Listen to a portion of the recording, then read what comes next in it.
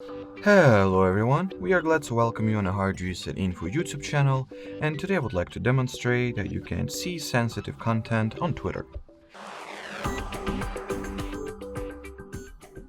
So in order to do that, make sure to open up the desktop version of Twitter.com website, if you are doing it from a mobile app.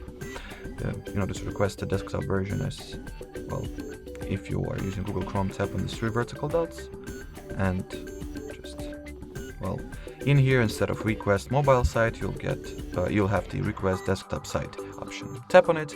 After that, sign into your Twitter account. Then tap on your avatar over here. Go into settings and support. Then settings and privacy.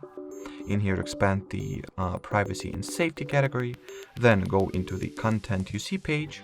And in here, all that it's left to do is to check this box that says display media that may contain sensitive content.